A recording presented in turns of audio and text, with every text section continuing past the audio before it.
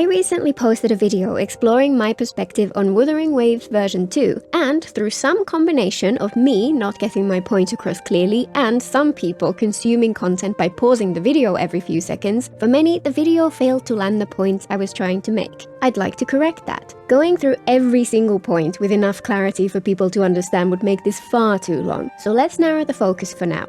This video will focus on just one of my most contentious points and explore what people thought I was trying to say, what I actually said, and what I really meant. The first section of the video covered exploration, which had started off as a high point of the game to me, but which eventually lost its shine. Rinascita fixed all of my issues with exploration, which led to my main point: what did Kuro change? A smaller part of that section focused even closer on one difference I had noticed, which affected my experience: how they used the Lootmapper.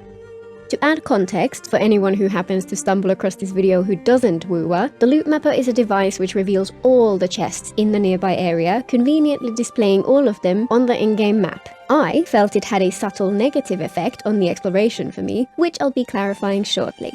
Many people interpreted this as me complaining about something they see as a fantastic quality of life feature, and maybe even hoping for it to be removed. Since they see the Lootmapper as a great feature with zero downsides, my perspective just caused utter confusion and led to many angry comments telling me to just not use it if I don't like it. They felt it was nitpicky and contradictory that I came across as someone who is so used to Genshin Impact exploration that I cannot comprehend that a different game has different priorities. They felt that there was nothing to complain about in the first place.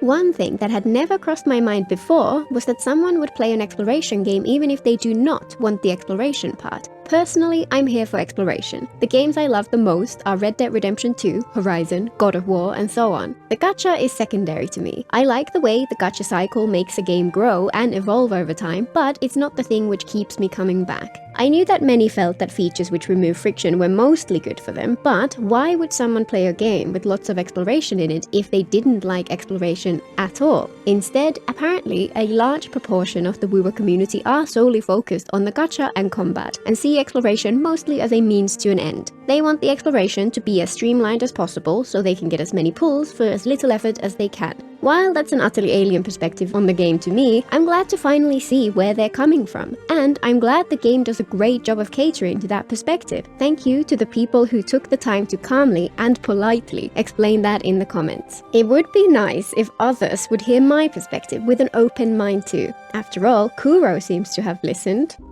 Before we get to the details on that, let's back up a little bit. It is apparently important to emphasize that the video was about my perspective. That was literally in the title. Many of my videos in previous months covered parts of Genshin Impact that I feel have been absolutely awful recently, or explaining why many of the arguments people use to defend that game make no sense. Many people in the comments on those videos asked me to share my perspective on wuwa version 2 since they felt that the update was fantastic and they were curious how well it worked for me. So I set out to make a video exploring version 2. My experience with Rinascita was almost entirely positive, so it felt like the best approach would be to contrast the things I disliked about version 1 with the ways they improved each of them in version 2. In almost every section of the video, I emphasized that many people had a different perspective to me on that aspect of the game. Many of the things which I ended up not enjoying in the long run are things that people love about this game. I literally said that in the video and tried to make the point that I'm not asking for it to change. My subjective experience of wuwa version 1 was that I loved it at first, but slowly lost interest over time. Version 2 fixed a lot of the problems which had led to me losing interest. The whole point was to explore how that happened. I said as much at the start of the video, but maybe I should have repeated it.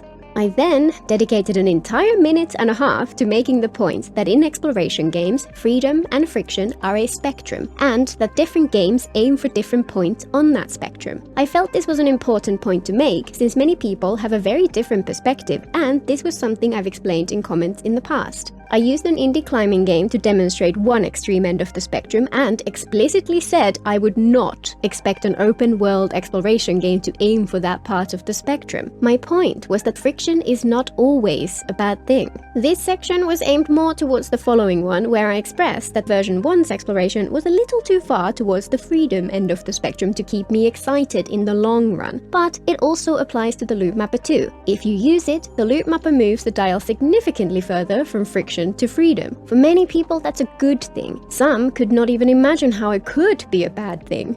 The part which focused on the Lootmapper had mere 5 paragraphs. First, I mentioned that the best open-world games use subtle visual cues to guide players to discover things. When done right, people who enjoy it reach 100% exploration without ever referring to any assistance tools or online maps. I didn't mention this in the video, but to be explicit, I am not talking about Genshin here. I have many complaints about Genshin's exploration, many of which I have covered in multiple other videos, and one of which is in fact their chest placement. Second, I said that wuwa felt mixed on this to me. I speculated that the Lootmapper might be the root cause of some of that feeling because it removes the need for those visual cues to exist. Third, I said that sadly I don't enjoy using the Lootmapper, and since I don't want to use it, I'm left with a choice between missing out on chests, using the Lootmapper even though I dislike it, and not exploring at all. Fourth, I said that the Lootmapper is no longer so important in Rinascita. The exploration in the new region was so good that I completed all of it without it. Finally, I said that the end result in version 2 feels like a good balance. It's better for people like me who love exploring, and I imagine it's still perfect for people who just want to get all the rewards as quickly as possible. That was intended as a mild critique of something which made me enjoy the game a little less, so that I could contrast it with the fantastic job Kuro did in the new version.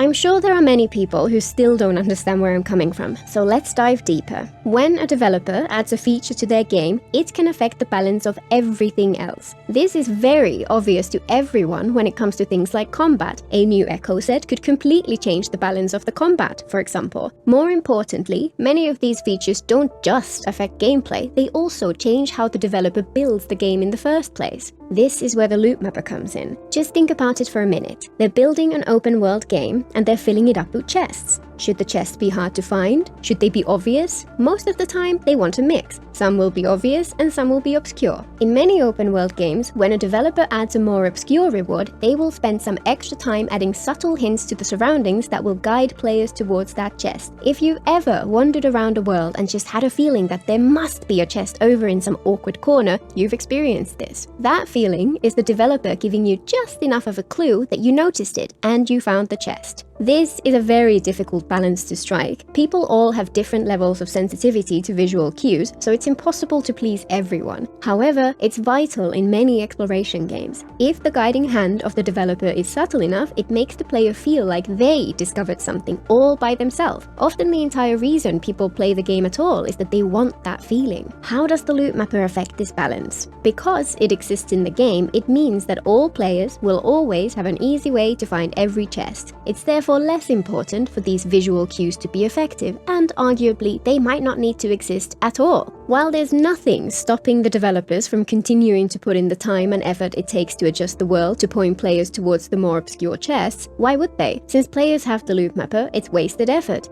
which they may decide would be better spent elsewhere. As a result, they scattered the chests across the world, paying much less attention to where they put them than they would have needed to if the Lootmapper did not exist. How does this subtle difference in the way the developers built the game affect the gameplay? For many people, it doesn't matter. They have the Lootmapper after all. They can just drop a drone, see all the chests on the map, and run around picking them up with little friction. As I said, I'm all in favor of that being possible for people who like that. I just personally find it boring, especially because the reason I want to play is to capture that exploration feeling. So, as I said in the video, since it felt like I was given a choice between missing out on much of the chests and missing out on any sense of enjoyment, I ended up just not bothering at all. Bizarrely, many people took this as me saying that I used the Lootmapper anyway and just didn't enjoy it. So many comments with people yelling, "But you don't have to use it!" That's the point. I don't find it fun, so I didn't use it. If you're one of the people making those comments, I literally did the thing you're yelling at me to do. I missed out on a huge chunk of the exploration rewards in version 1 as a result, and it eventually led to me enjoying the game less. to the point where I took a break. For my personal experience of the game, that was the consequence of the Lootmapper existing. I enjoyed the exploration less, and since that's the main thing I look for in open world exploration games, I ended up losing interest. Don't use it if you don't like it, done. Stop playing if you don't enjoy it, done. Note that I did not create a video saying why I quit Wuthering Waves, even though something like that would have likely got a decent amount of views. I didn't do that because 1, I don't create content for views, and 2, I still thought it was a fantastic game overall for the people it was aimed at and would not deserve such negativity. I was and am 100% totally fine with games not being for me. At no point did I say anywhere that wuwa would be better if they removed the Lootmapper. After all, the people who the game was aimed at clearly loved it.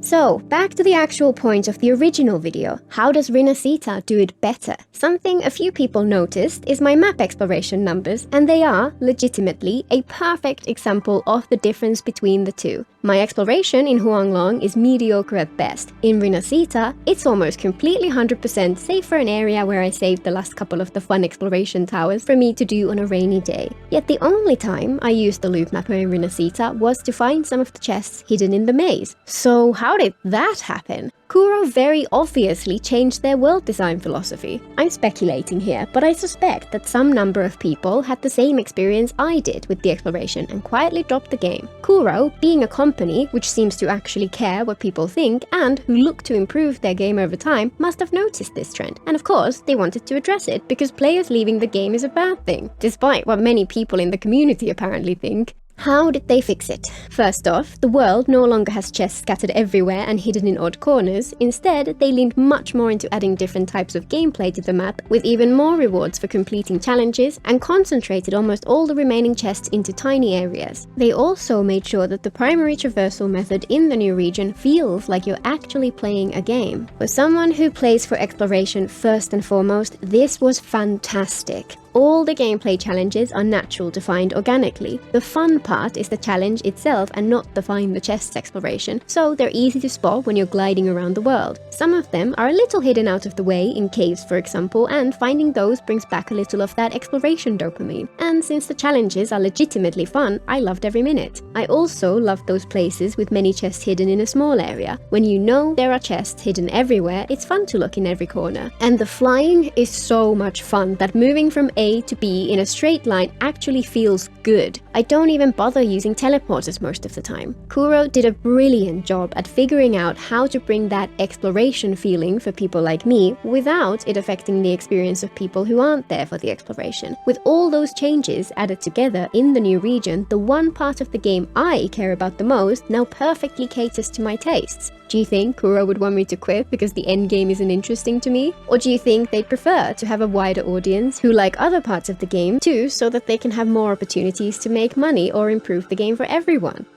In my original video, I mentioned Genshin Impact twice. In the intro, I said that the reason I didn't try Rinascita the moment it released was that I was too busy writing out exactly why Natlan Arc Conquest ended up being such a disappointment. Then, later on, when talking about the flight mechanics, I mentioned Chaska just to provide a contrast to how brilliant the flight is in wuwa. Yet so many comments just assumed that every point I made was inherently aimed at wanting wuwa to be more like Genshin. I understand where that's coming from. So far, my YouTube channel has been mostly focused on Genshin, and those people aren't going to bother even reading the titles and thumbnails of my videos, let alone check out whether I spend any time critiquing that game. It's weird to jump from that to yelling Hoyershill without even trying to understand someone else's perspective though. I was a couple of days ago years old when I learned that Hoyershills apparently praise wuwa. I specifically did not compare wuwa to Genshin because I don't think it's all that relevant. I play lots of other open world games as well and generally reach for those when making comparisons. They do many important things really well, while Genshin is disappointingly flawed. When I'm critiquing Genshin, I often bring up those games I mentioned earlier, like Red Dead, Horizon, and so on, but only when they illustrate a point I'm trying to make. Since in this video I was comparing wuwa version 1 to wuwa version 2 and explaining why it worked better for for me, why would Genshin come into the conversation at all? It would have been weird to have to constantly say, by the way, I often make the same complaint about this other game as well. Unfortunately, the moment people decided to interpret everything I said through that lens, it led them to ignore every time I praised the game and interpret even statements such as, I'm not saying the design decisions here are bad in any objective sense, just trying to share why they don't work as well for me, as blind hatred for the game and shilling for a different one.